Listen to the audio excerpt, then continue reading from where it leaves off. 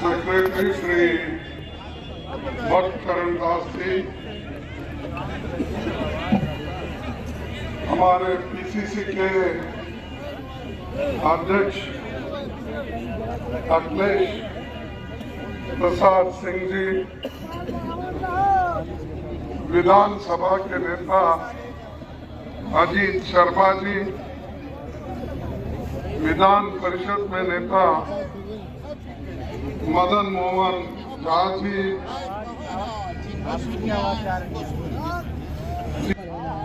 जल्दी जाना भी है और वक्त भी बहुत हुआ है। बहुत देर से आप इस सभा का इंतजार भी कर रहे हैं, इसीलिए मंच पर जो भी सम्मानित जो नेता बैठे हैं उन सभी को मेरा नमस्कार और क्षमा चाहता हूं।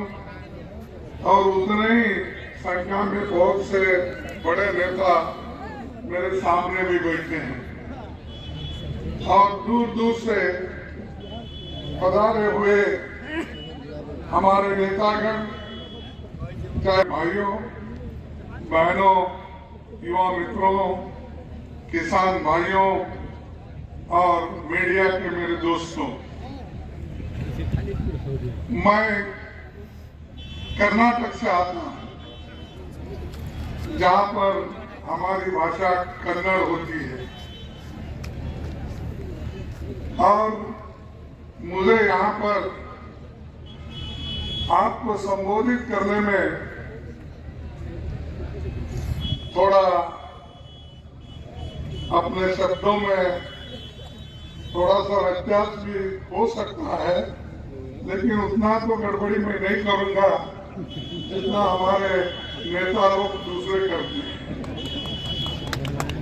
मैं पूरी कोशिश करूंगा कि अपनी बात को बताने का और भारत जोड़ो यात्रा जो राहुल गांधी जी ने इस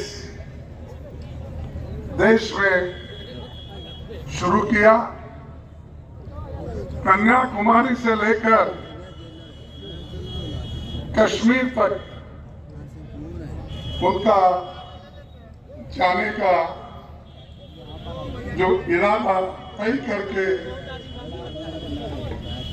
रास्ते पे निकले, वो अब तक ऐसे कम लोग होते हैं, वो भी खासकर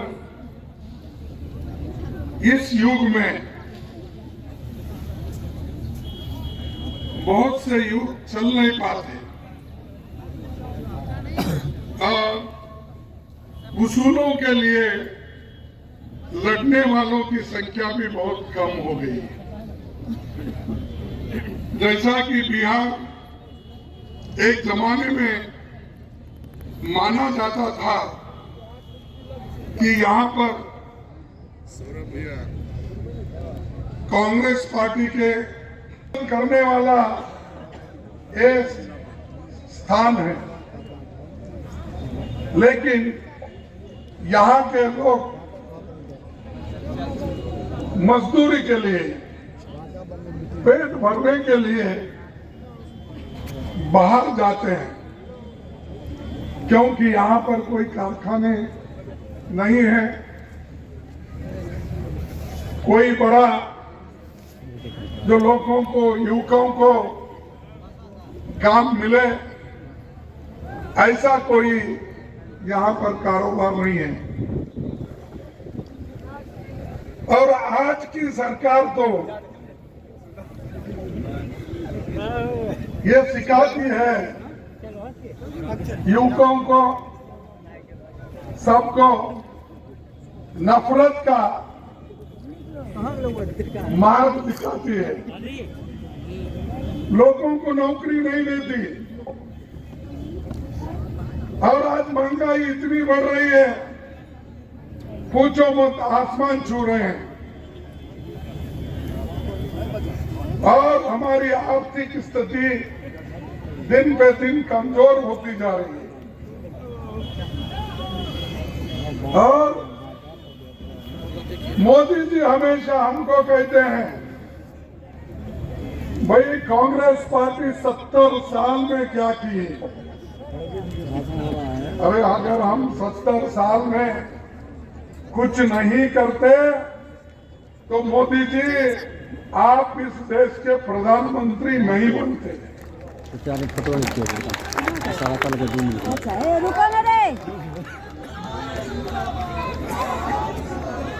50-50, 7-7 गाड़ियां लेके जो आज घूम रहे हो, ये कांग्रेस की देन है। क्योंकि कांग्रेस ने जमहूरियत को बचाया, कांग्रेस ने संविधान को बचाया।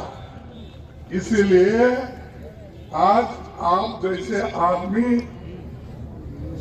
प्रधानमंत्री इस देश के बने, और मेरा जैसा एक गरीब का बेटा भी अपोजिशन लीडर और एआईसीसी प्रेसिडेंट होकर आपके सामने है। ये हमारी देन है। आप कुछ नहीं किए, आपने आज देश को आजादी दिलाई, आप देश के लिए लड़े नहीं, आपके कोई आदमी जेल नहीं गया, आपका आदमी कहीं ब्रिटिश के खिलाफ हाथ नहीं उठाया। सब कुछ कांग्रेस ने किया, देश को आजादी दिलाई।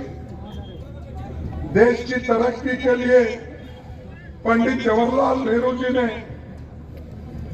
5 ईयर प्लानिंग के साथ देश को आगे बढ़ाया। एम्स किसका है? आईआईटी किसके हैं? मेडिकल कॉलेज किसके हैं? इंजीनियरिंग कॉलेज किसने बनाया? आज जो बहुत से टेक्नोक्रेट हमको दिखते हैं देश के अंदर और देश के बाहर, अब जब वे मोदी जी जाते हैं वहां बहुत से डॉक्टर, इंजीनियर्स वो तालियां बजाते हैं। वो कौन है? अरे जिनको हमने विद्या दी, जिनको हमने ग्रेजुएट बनाया, जिनको हमने इंजीनियर बनाया, वही लोग आपका स्वागत वहां करते हैं। वो तो आपके जमाने में तो नहीं बने, लेकिन उसको आप गुमराह, उनको कुछ गलत सलत बोलकर हेट की पॉलिसी, एक दूसरे के खिलाफ समाज को तोड़ना, धर्म के नाम से अलग करना, गरीबों को कुचलना, ये काम बीजेपी का है। हमारा काम सबको जोड़ना है। भारत जोड़ो, इसीलिए ये यात्रा यहां से प्रारंभ हम किए हैं और ये कम से कम 1200 किलोमीटर ये चलने वाला है और बोध गया में इसकी आखिरी समापन होगा। तो ये काम हम करते हैं, शांति से लड़ते हैं, लोगों को आज उनके जो तकलीफात हैं ये है, ये आवाज कांग्रेस पार्टी उठा रही है। लेकिन बीजेपी हमेशा झगड़ा लगाने की कोशिश करते हैं, कुछ ना कुछ। अरे हम अगर जिंदा रहे तो ही आगे बढ़ेंगे ना। पेट भर गया तो ही भगवान की भी पूजा याद आती है, पेट खाली तो भगवान भी याद नहीं आता। क्योंकि हमेशा आदमी जिंदा रहने के लिए खाना खाना जरूरी है ना, पानी पीना जरूरी है या नहीं है? तो जब खाना खाना जरूरी है, पानी पीना जरूरी है, जिंदा रहना जरूरी है, तो वही हाथ को नौकरी तो दो जिंदा रहने के लिए।